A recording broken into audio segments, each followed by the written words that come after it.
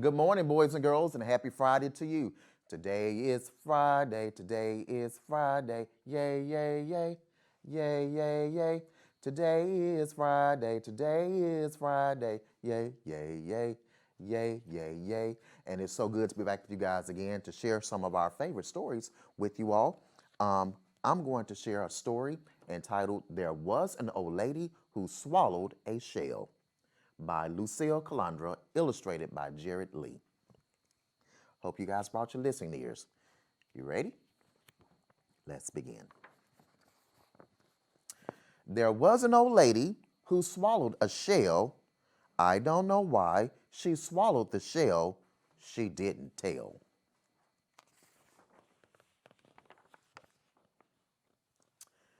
There was an old lady who swallowed a crab.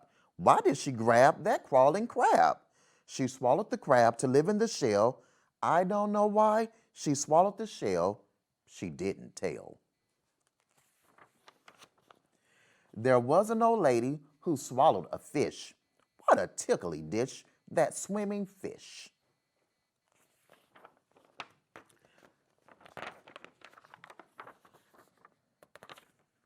Pages are stuck together. She swallowed the fish to catch the crab. She swallowed the crab to live in the shell. I don't know why she swallowed the shell. She didn't tell. There was an old lady who swallowed a goal. It wasn't dull to swallow a goal. Imagine that. She swallowed the goal to scoop up the fish. She swallowed the fish to catch the crab. She swallowed the crab to live in the shell. I don't know why she swallowed the shell. She didn't tell. There was an old lady who swallowed a pail. She didn't wail when she swallowed the pail. She swallowed the pail to carry the goal. She swallowed the goal to scoop up the fish. She swallowed the fish to catch the crab. She swallowed the crab to live in the shell. I don't know why she swallowed the shell. She didn't tell. There was an old lady who swallowed some sand. Oh, how bland to swallow sand. Ooh, I wouldn't want to swallow sand. She swallowed the goal to scoop up the fish. She swallowed the fish to catch the crab. And I think I may have skipped some pages. She swallowed the crab to live in the shell, but I don't know why she swallowed the shell. She didn't tell.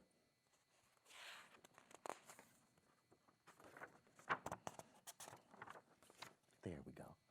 There was an old lady who swallowed a wave. Swallowing a wave was such a big hassle. I wonder why. That she certainly burped. And look at all the things that she burped up. And built a sandcastle. That was cute. There was an old lady who swallowed a shell. Great job. By Lucille Calandra, illustrated by Jared Lee. My next story is going to be one of my favorites. This is one of my favorite stories of all time. It is entitled Abba. It is an African folk tale, and we know that, or we've learned that folk tales are stories that have been told from generation to generation. They may start off as a song or as a poem. As we know, this is National History Month, so this is something that I wanted to do in honor of National History Month. So are you ready? Let's begin. Abba by Pete Seeger. Once upon a time, there was a little boy who played the ukulele, and the ukulele is something similar to like a guitar. Around town, he'd go clink, clonk, clonk, clink, clank. The grown-ups would say, take that thing out of here and get. Not only that, the boy's father got in trouble. The boy's father was a magician. A magician is someone who does magic. He had a magic wand. He'd go zoop, zoop, and make things disappear. But he played too many tricks on people. He'd come up to someone about to drink a nice cold glass of something, zoop, the glass would disappear. Someone doing a hard job of work, zit, zit, zit, up comes the father with his magic wand, zoop, no saw. You know that was irritating. He'd come up to someone about to sit down after hard days of work. Zoop, no chair. People said to the father, "You get out of here too. Take your magic wand and your tricks, and you and your son just get." The boy and his father was ostracized. That means they made him live on the edge of town. Now, in this town, they used to tell stories. The old people used to tell stories about the giants that lived in the old days. They used to tell about a giant called Abba. They said he was as tall as a tree and he could eat people up. Of course, nobody believed the story, but they told it anyway. One day, one day, as the sun rose blood red over the hill, the first people got up and looked out of the windows. They saw a great big shadow in front of the sun. They could feel the whole ground shake. Women screamed, "Ah!" Strong men fainted. "Run for your lives, Abba-Yo-Yo's coming." Abba-Yo-Yo comes to the cow pasture. He grabs a whole sheep, whole cow. Yep. He comes to the cow pasture. He grabs a whole cow. Yonk. Men yell, "Grab your most precious possession and run, run." They're afraid of Abba-Yo-Yo. Just then, the boy and his father woke up. "Hey, Paul, what's that coming over the fields?" "Why, son, that's Abba-Yo-Yo." "Oh, if I could only get him to lie down, I could make him disappear." I wonder if he's going to be able to do that. The boy says, "Come with me, Pa." He grabbed his father by one hand. The father gets the magic wand, and the boy gets his ukulele. They run across the fields. People yelled, "Don't go near him! He'll eat you alive!" There was Abba-Yo-Yo. He had long fingernails because he never cut them. He had slobbery teeth because he didn't brush them, stinky feet because he didn't wash them, and matted hair because he didn't comb it. He raised up his claws. Just then, the boy whips out his ukulele. Abba-Yo-Yo, Abba-Yo-Yo, Abba-Yo-Yo. Well, you know that giant had never heard a song about himself before. A foolish grin spread over his face, and the giant started to dance. Abba-Yo-Yo, Abba-Yo-Yo, Abba-Yo-Yo. The boy went faster. Abba-Yo-Yo, Abba-Yo-Yo, Abba-Yo-Yo, Abba-Yo-Yo.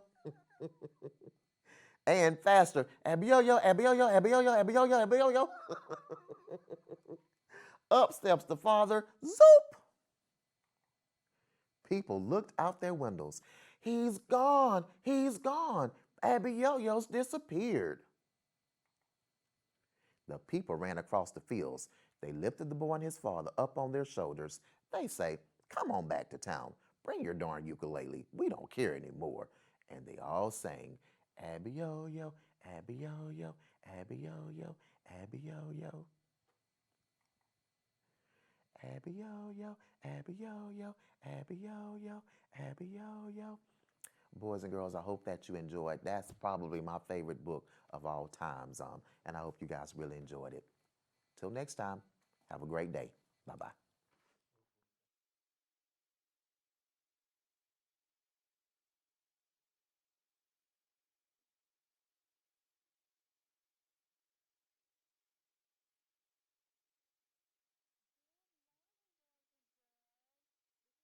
Wells, I am so excited to be reading here today. I'm going to read two books. The first book I'm going to read is a very special book. If you guys have a nana like my kids have, a grandmother, this book you're going to love. It's called No Mirrors in Nana's House or Nana's House, and it's by Yistil Barnwell, sorry. Okay. There were no mirrors in my Nana's house. No mirrors in my Nana's house. So the beauty that I saw in everything, that beauty in everything was in her eyes like the rising sun. There were no mirrors in my Nana's house. No mirrors in my Nana's house. So I never knew that my skin was too black. I never knew that my nose was too flat. I never knew that my clothes didn't fit. I never knew that there were things that I missed. 'Cause the beauty in everything was in her eyes, like the rising of the sun. There were no mirrors in my Nana's house. No mirrors in my Nana's house. I was intrigued by the cracks in the wall. I tasted with joy the dust that would fall. The noise in the hallway was music to me. The trash and the rubbish just cushioned my feet. And the beauty in everything was in her eyes, like the rising of the sun was in her eyes. There were no mirrors in my Nana's house. No mirrors in my Nana's house. The world outside was a magical place. I only knew love and I never knew hate. And the beauty in everything was in her eyes, like the rising of the sun. Child, look deep into my eyes.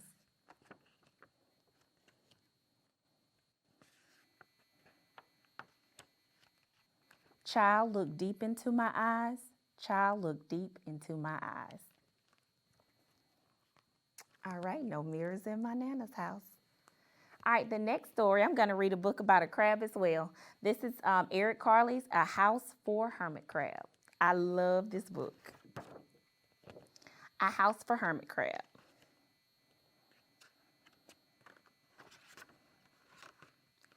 Early in February, Hermit Crab found just the house he was looking for. It was a big shell and strong. He moved right in, wiggling and wagging about inside it to see how it felt. It felt just right, but it looked so, well, plain, thought Hermit Crab.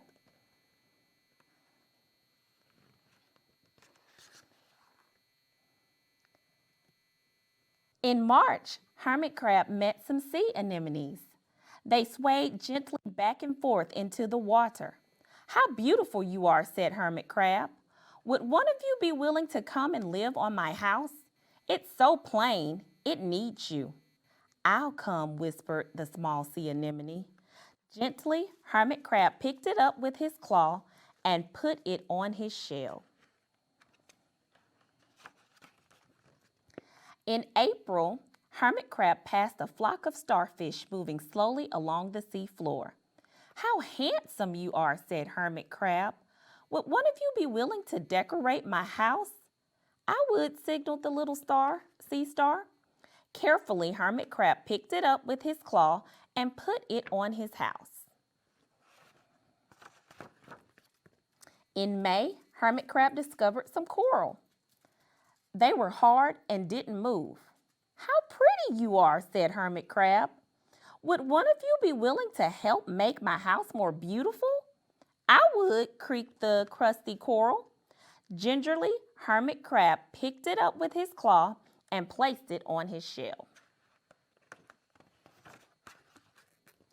In June, Hermit Crab came to a group of snails crawling over a rock on the ocean floor. They grazed as they went, picking up algae and bits of debris and leaving a neat path behind them. How tidy and hard-working you are, said Hermit Crab. Would one of you be willing to come and help clean my house? I would, offered one of the snails. Happily, Hermit Crab picked it up with his claw and placed it on his shell. In July, Hermit Crab came upon several sea urchins.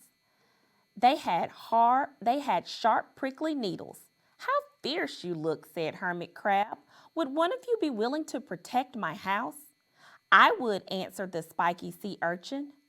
Gratefully, Hermit Crab picked it up with his claw and placed it near his shell. In August, Hermit Crab and his friends wandered into the forest of seaweed. It's so dark here, thought Hermit Crab. How dim it is, murmured the sea anemone. How gloomy it is, whispered the starfish. How murky it is, complained the coral. I can't see, said the snail. It's like a nightmare, cried the sea urchin. In September, Hermit Crab spotted a school of lanternfish darting through the dark water. How bright you are, said Hermit Crab. Would one of you be willing to light up our house? I would, replied one lanternfish, and it swam over near the shell. In October, Hermit Crab approached a pile of smooth pebbles. How sturdy you are, said Hermit Crab. Would you mind if I rearranged you? Not at all, answered the pebbles. Hermit Crab picked them up one by one with his claw and built a wall around his shell. Now my house is perfect, cheered Hermit Crab. But in November, Hermit Crab felt that his shell seemed a bit too small. Little by little, over the years, Hermit Crab had grown. Soon he would have to find another bigger home.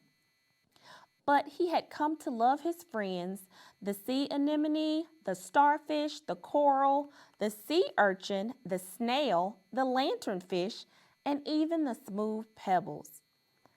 They have been so good to me, thought Hermit Crab. They are like a family. How could I ever leave them? In December, a smaller hermit crab passed by. I have outgrown my shell, she said. Would you know of a place for me? I have outgrown my shell, my house too, answered Hermit Crab. I must move on. You are welcome to live here, but you must promise to be good to my friends. I promise, said the little crab. The following January, Hermit Crab stepped out and the little crab moved in. Couldn't stay in that little shell forever, said Hermit Crab as he waved goodbye. The ocean floor looked wider than he had remembered, but Hermit Crab wasn't afraid. Soon he spied the perfect house, a big empty shell. It looked, well, a little plain, but, sponges, he thought, barnacles, clownfish, sand dollar, electric eels. Oh, there are so many possibilities. I can't wait to get started. Thank you, boys and girls. I hope you've enjoyed our readings today. See you next week. Bye.